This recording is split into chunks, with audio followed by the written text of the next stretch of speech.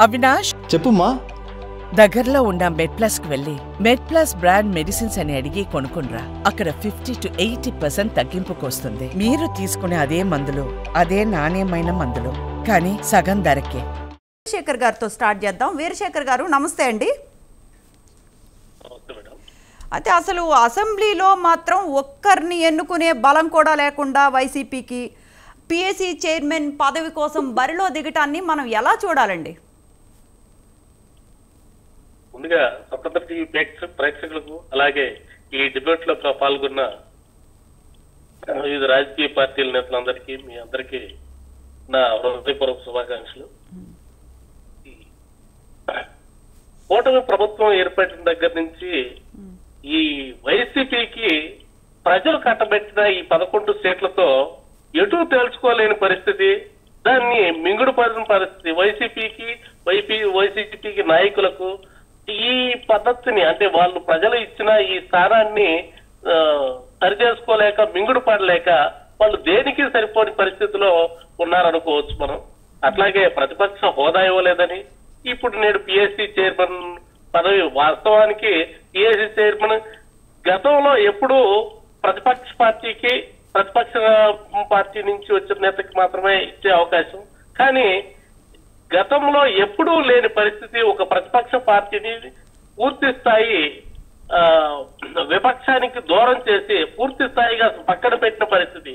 ఇది యాదృచ్ఛికంగా జరిగింది కాదు, లేకపోతే ఏ పార్టీ చేసింది కాదు, కూటమి చేసింది కాదు. ఈ తీర్పు ప్రజా తీర్పు. దీన్ని ఖచ్చితంగా మన ప్రజాస్వామ్య రాజ్యాంగంలో ఉంటున్న మనం అందరం దీన్ని శిరసావహించాల్సిన అవసరం ఉంది.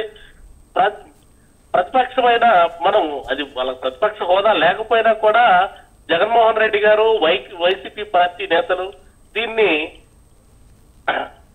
దీంతో తృప్తి పడాలి, లేకపోతే దీన్ని అడ్జస్ట్ అవ్వాల్సిన అవసరం ఉంటుంది. కానీ వాళ్ళు దీన్ని జీర్ణించుకోలేకపోవటం అనేది ప్రజలు చాలా ఆలోచిస్తా ఉన్నారు. వీళ్ళని తీసుకొని పక్కన పెట్టినా కూడా వీళ్ళు దీన్ని జీర్ణించుకోలేకపోతున్నారు. వాళ్ళు మళ్ళీ ప్రతిపక్షం అనే బాటలోనే వీళ్ళు ముందుకెళ్తాం అనేది అసలు దీనికి టీఎస్సీ చైర్మన్ కి నామినేషన్ వేయటమే. వాళ్ళకి అటువంటి పరిస్థితి లేదు.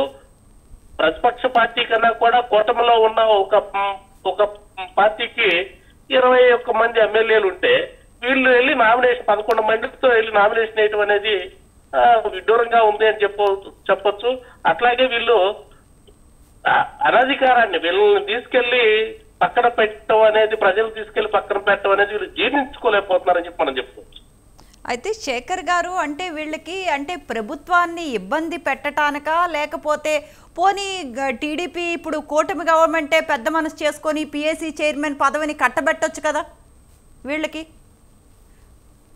ఖచ్చితంగా మనం అనుకోవడం ఏంటంటే వైసీపీ నేతలు కనుక ఒక పద్ధతి ప్రకారం రాజకీయం చేసుకుంటే వీళ్ళు పద్ధతి ప్రకారం ప్రతిపక్షంలో లేకపోయినా కూడా ప్రతిపక్షానికి తగ్గట్లుగా ఇప్పుడు ఈ 5 నెలల పాటు వాళ్ళ యొక్క డిబేట్లు కానీ, వాళ్ళ యొక్క విమర్శలు కానీ, లేకపోతే ఈ గవర్నమెంట్ కు సంబంధించిన వేటిపైన అంశాలపైన ప్రతి ఒక్క అంశం పైన వాళ్ళు స్పందించే తీరు గనక ప్రతిపక్షానికి ఒక హోదాతరం గనక ఉన్నట్టయితే, ఇప్పుడు గవర్నమెంట్ ఎట్లయితే కూటమి ప్రభుత్వం ఎంత హుందాగా పనిచేస్తుందో అదే హుందాగా వీళ్ళు గనక వ్యవహరించినట్లయితే ఖచ్చితంగా ప్రజల తరఫున నాలాంటి వాళ్ళు ఖచ్చితంగా మనం డిమాండ్ చేయాల్సిన అవసరం ఉంది.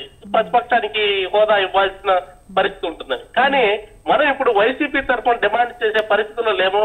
ఎందుకంటే వైకాపా నాయకులు మనం ఎప్పటికి ప్రతిపక్ష పార్టీ అని మనం సంబోధిస్తున్నా కూడా వాళ్ళు అంతకంతకు దిగజారిపోయి వాళ్ళ స్థానాన్ని దిగజార్చుకునే పరిస్థితిలో ఉన్నారు.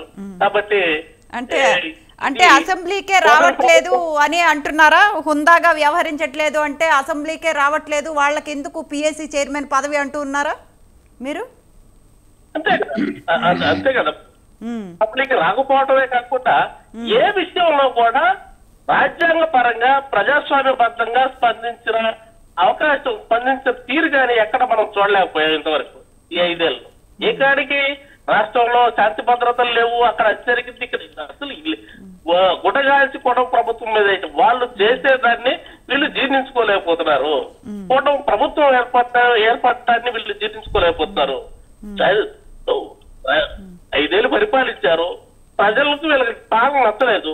మనలో ఏం లోపాలు ఉన్నాయి, మనం ఏం చేయాలి అనేది సరిదిద్దుకునే అవకాశం సరిదిద్దుకునే తోడ్పాటు కానీ ఆ వ్యవస్థ కానీ ఆ పార్టీలో లేకపోవటం అనేది, స్వయం దిద్దుబాటు అనేది పార్టీలో లేకపోవటం అనేది ఆ పార్టీ యొక్క దిగజారుడుతనానికి, లేకపోతే ఈ పార్టీ పూర్తిగా సంక్షోభంలో మునిగిపోతుంది అనడానికి ఇది ఒక నిదర్శనం అని చెప్పి మనం చెప్తాం. రైట్.